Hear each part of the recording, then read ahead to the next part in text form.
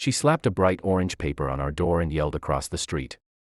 $90 or I'll have the cops drag you out of here. My wife stood on the porch, calm as stone, arms crossed. Karen, the self-proclaimed queen of the HOA, was shaking. The fake notice like it was law. You don't pay, you don't stay, she sneered. Loud enough for the neighbors to peek through their blinds. My wife didn't flinch. This is my home. You don't scare me. That line lit a fire under Karen.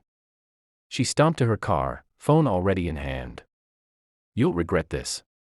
I'm calling the police right now.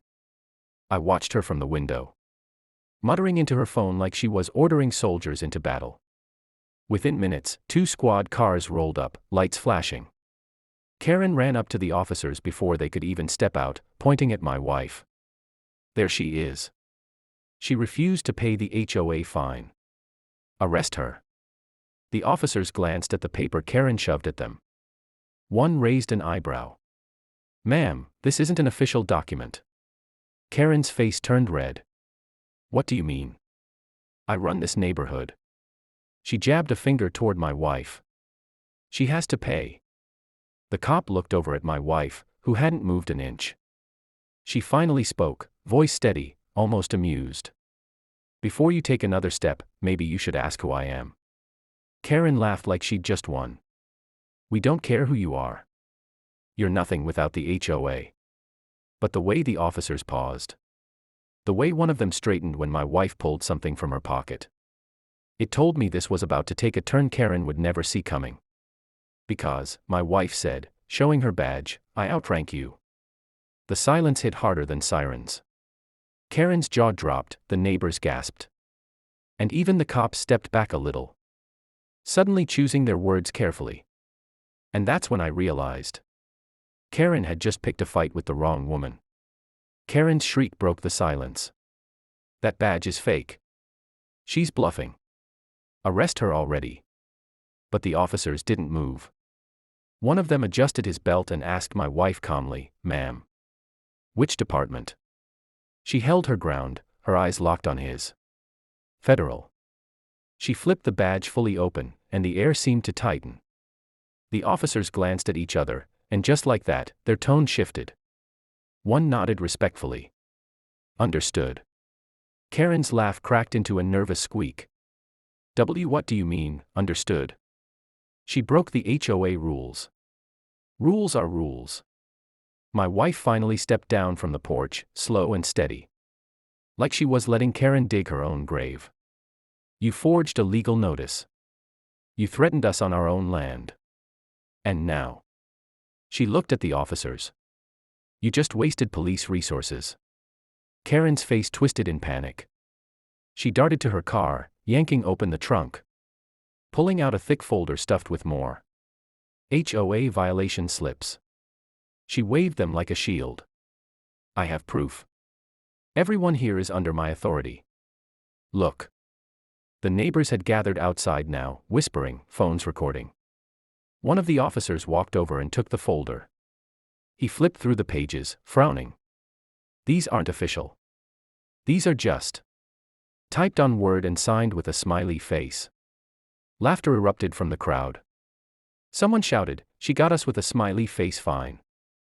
Another yelled, Karen, you're done. But Karen wasn't backing down. She grabbed the folder back and hissed, She doesn't belong here. None of you do. And if the HOA can't remove you, I'll find another way. My wife leaned closer, her voice low but sharp, every word cutting. Try me. And then came the twist nobody expected. Karen smirked, pulled out her phone. And whispered just loud enough, if the local cops won't handle you, I have friends who will. The crowd gasped, the officers stiffened, and for the first time that night, my wife's expression changed. Headlights swept across the street as a black SUV rolled up.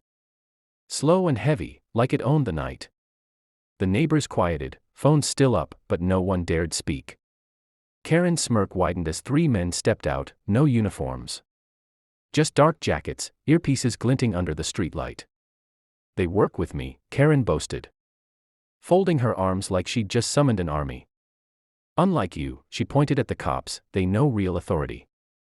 The officers stiffened. One of them muttered under his breath, private security. But the way the men carried themselves, hands on their belts. Scanning the crowd, it felt bigger than that. Karen strutted forward, standing between them like she was their commander. See. This neighborhood is under control. Arrest her, she barked, pointing again at my wife. Do it now. The tallest of the men stepped forward, stone-faced.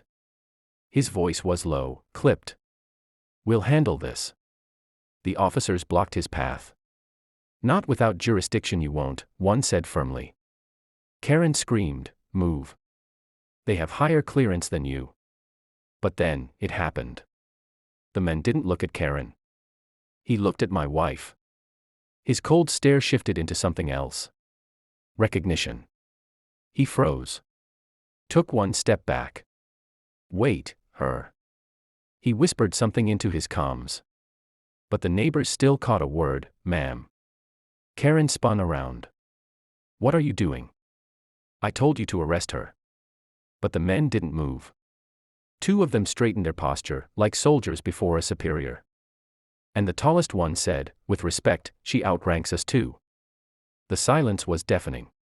Karen's face drained of color. What? What do you mean she outranks you? My wife finally smiled. A razor-thin smile that carried more power than shouting ever could. Karen, you should have read the fine print before declaring war. The crowd erupted, whispers flying, she outranks federal agents. Who is she? Karen's finished. And yet, Karen still refused to back down. She stomped her foot, red with rage. No. This is my neighborhood. I'll prove she's a fraud. But she had no idea what was about to hit her next. Karen's eyes darted wildly, cornered but not broken.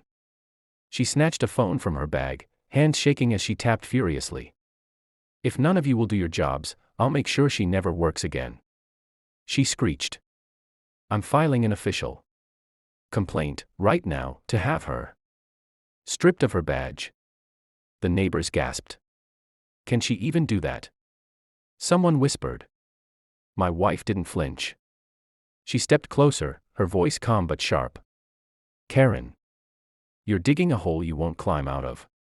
Karen held up the phone like it was a weapon. Oh, I'm just getting started. I have contacts too. You think you're untouchable? I'll expose you to the whole city. She stabbed at the screen, grinning through her panic. One post and everyone will know who you really are. The crowd murmured, unsure. For a second, it felt like Karen might twist the story. Play the victim, make my wife the villain in her little drama. But then, Karen's face changed.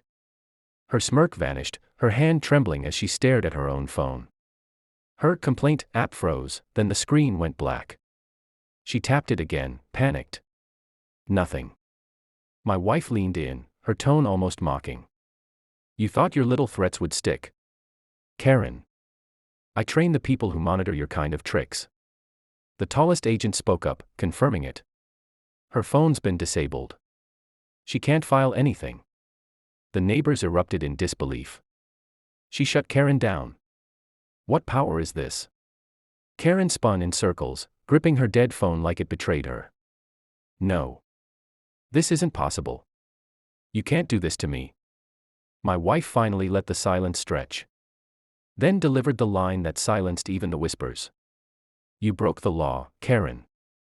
And tonight, the law is standing right in front of you. Karen's knees buckled for the first time.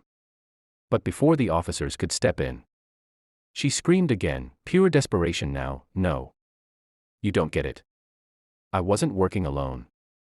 They promised to protect me. The crowd leaned forward, confused. Who promised? Someone called out.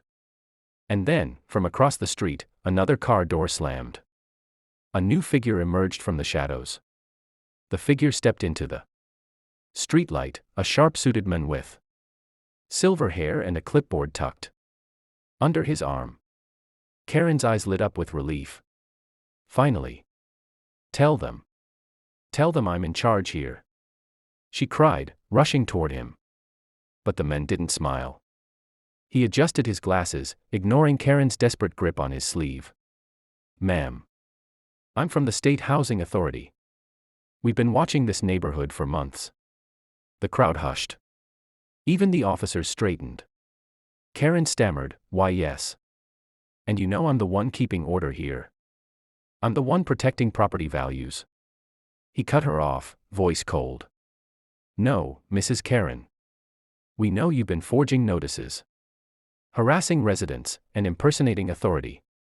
You've caused more complaints than any HOA in the county." Karen's face collapsed, her words falling apart. No, this isn't how it was supposed to go." The man snapped his clipboard shut and nodded to the officers. "Arrest her. She's done." Gasps rippled through the crowd as the cops moved in. Karen screamed, kicking, shouting about power and rules. But nobody listened anymore. The neighbors filmed every second, their laughter cutting through her wails. As they put her in the back of the squad car, one officer turned to my wife. "Ma'am, thank you. If you hadn't shown your credentials, she might have fooled us too." My wife just nodded, calm as ever. She looked at the neighbors, families, who had been afraid of Karen's petty reign, and said, "No one has the right to make you fear your own home." The crowd cheered. Phones lit up the night, already turning Karen's downfall into a viral story. Kids clapped. Parents hugged. And for the first time in months, the neighborhood felt free. Karen's screams faded as the car pulled away. My wife slipped her badge back into her jacket and took my hand. "It's over," she whispered. I smiled, proud but still shaken. "You didn't just outrank them, did you?" She gave me a sideways glance, the faintest smile tugging at her lips. "Let's just say, people like her forget what real service looks like." We walked back inside as the neighbors' cheers carried through the night. Justice had been served. Our family was safe. And Karen, the self-proclaimed ruler of the block, was nothing more than a warning of what happens when fake power meets the real thing. And in that quiet moment, I thought to myself, I didn't fight for this country to be told I can't live free in my own home. America had Karen stories everywhere. But tonight, one finally ended right.